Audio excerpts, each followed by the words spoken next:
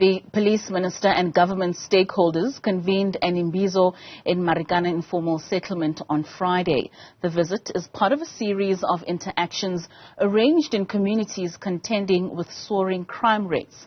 For more reaction, I'm joined by Police Ministry Spokesperson Lirandzu Themba. Lirandzu, good evening and thank you so much for your time and for joining us this evening. Now, the imbizos are held continuously to get the on-the-ground grievances and societal issues for specific communities. What did you find to be prevalent in the Marikana informal settlement and Soweto today?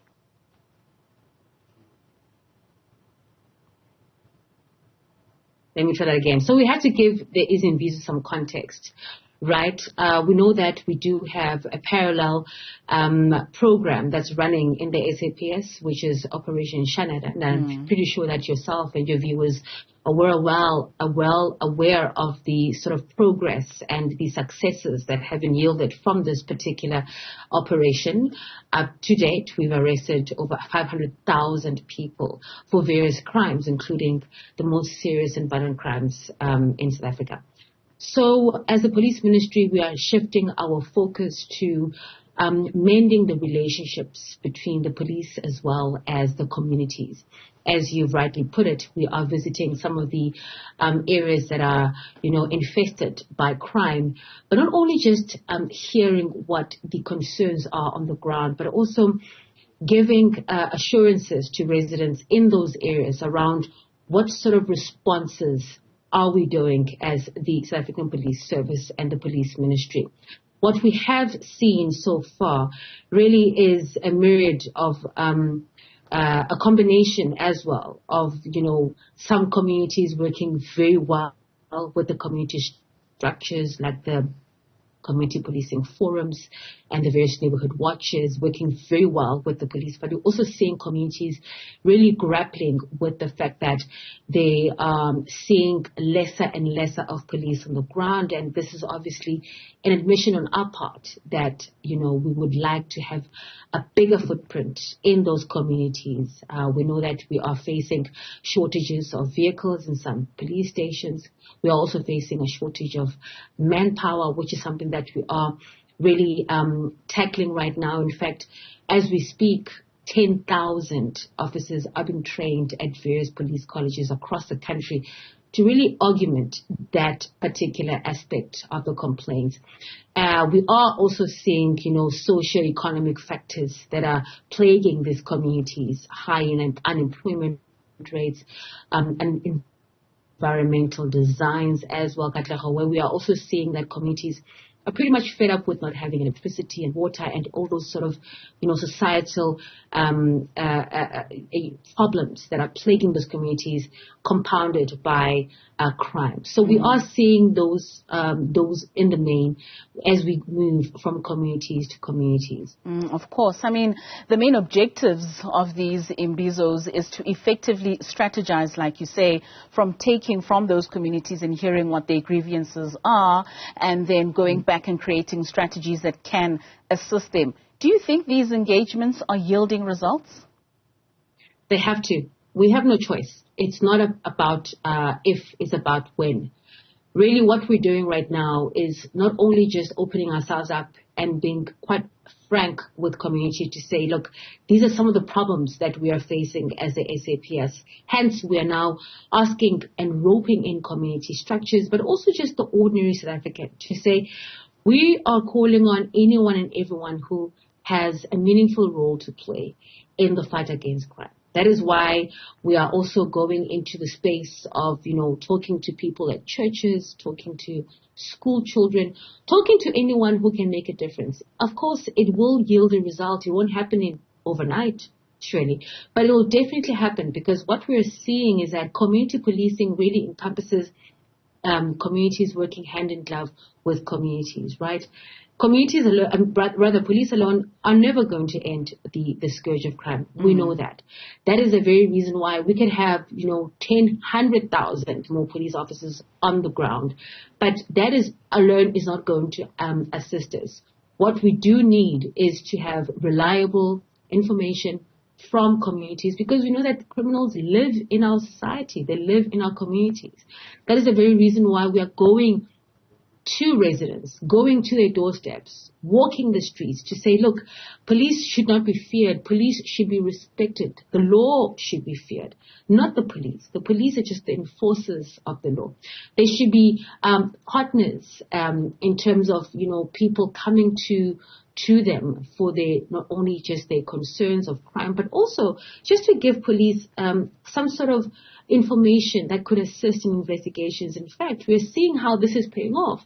If you look at some of the successes that we have basically recorded as the SAPS, it is as a result of community participation, of communities coming out and saying, there's, we know that there could be these things that are being hidden there.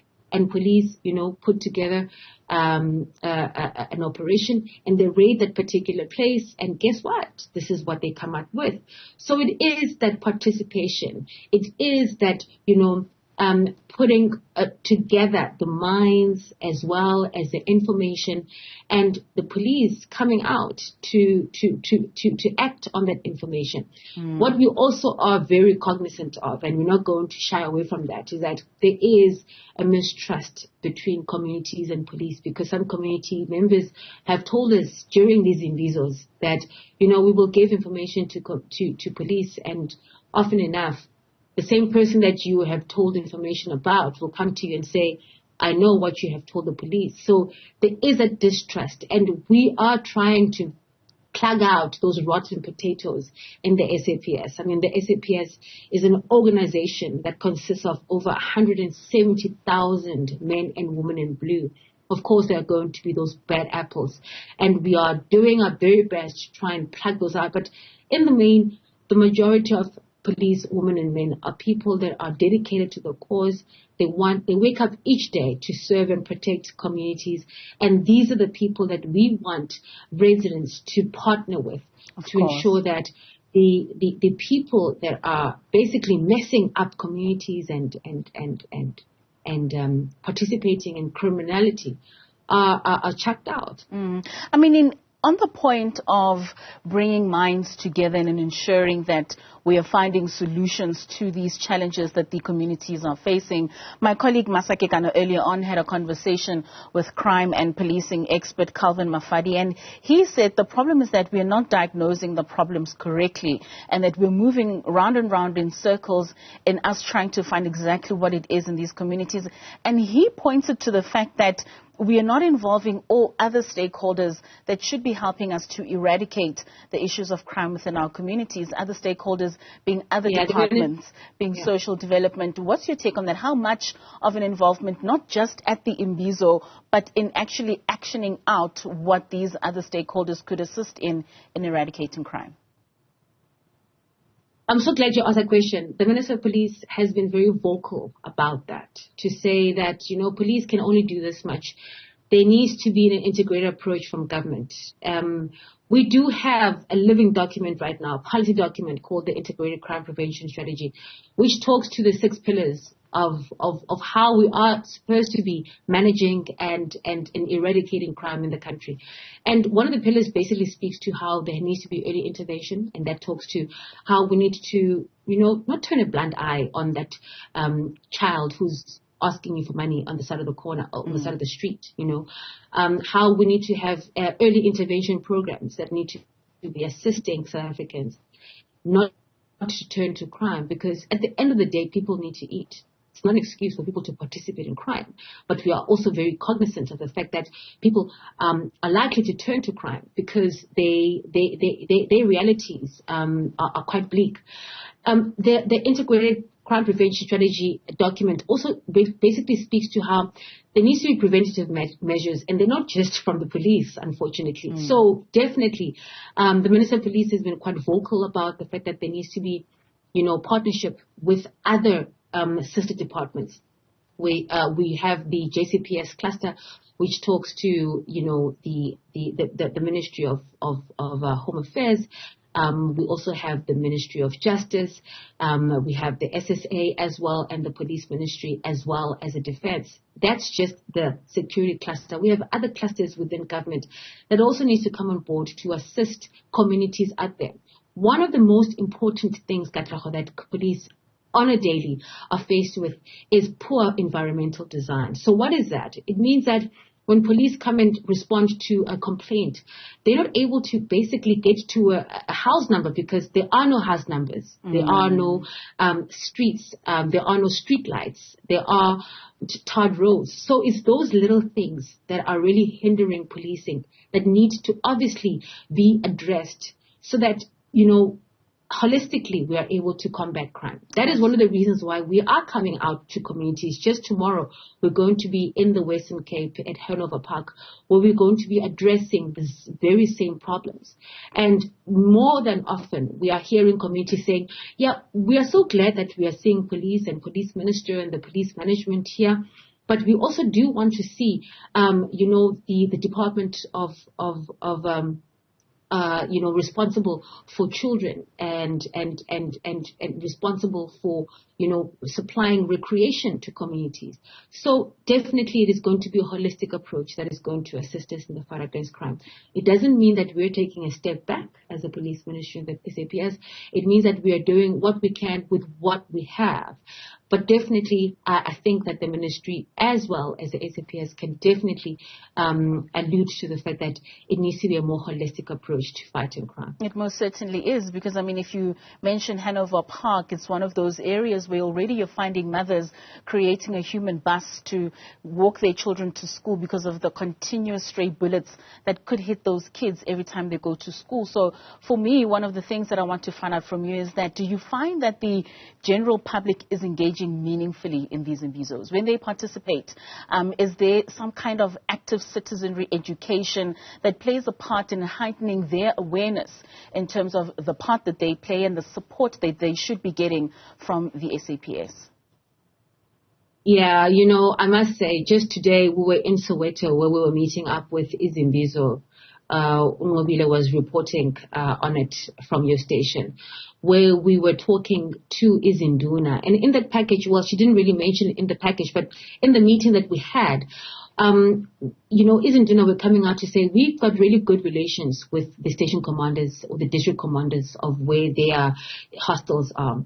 And they basically say that we are like the frontliners of hostels. People have immense respect for us and we command a lot of respect. And that is why we are the best people to partner with the police, because we know who resides in hostels. But not only that, we are also just seeing in communities, for example, Van der Bilt Park yesterday, and various other communities, were in Marion Hill the day before, where we are seeing that people are making do with what they have to try and assist in the fight against crime. Because we have to remember that criminals do not outnumber the law-abiding citizens of the country. It's a pockets of criminals. And if we stand together as citizens of the country, we are able to defeat a crime. We are also able to work with police to do that. We've seen way too many incidents of vigilantism that are happening in communities. In fact, it's a third leading cause of murders in the country. Very worrying. And this is the very reason why we are going to communities saying, instead of you taking the law into your own hands, form partnerships with communities. That's why we have, structures like the Community Policing Forum, the CPF. We have, as I've mentioned, neighborhood watches. We also just have, South Africans that are standing up to say, look, not in my name will such criminality happen. We've seen it unfolding in many instances. In Soweto, one of the exemplary sort of like neighborhoods where we've seen that sort of, participation by community. So yes, we are definitely seeing South Africans coming out to say, I'm raising my hand. I am willing to help the police. What we have done as a police ministry, in fact, this is the first of its kind where we are partnering and we have funded the community policing forums. 70 million rand has gone towards the funding of community forums across the country, where we are supplying them with what they need, the tools of trade to basically, be present in communities. Because community policing forums are also responsible for the garnering of information, the festering of partnerships between the police as well as communities. So we have seen the funding of police, of community policing forums is in Duna today, by the way, have asked for them to be funded. And of course, that does not lie with us. It is something that is going to have to be transferred or be brought to the attention of the Department of COCTA. But the point is, there are South Africans that are willing to stand up and fight against crime. Right. And the police ministry is doing what it can under the circumstances to basically empower them, where it be with the tools of trade, for example, laptops, cell phones, reflector jackets, warm jackets, boots, and all those things, and vehicles, by the way. We've handed over numerous vehicles for these CPFs for the purpose of them helping and also working together with the people. Of course, Lirandzu, unfortunately, we have run out of time. A lot of work cut out for you with regards to mending that relationship and the mistrust, but most importantly, in getting communities to also participate in the fight against crime. Thank you so much for your time this evening. That was Police Ministry Spokesperson Lirandzu Themba.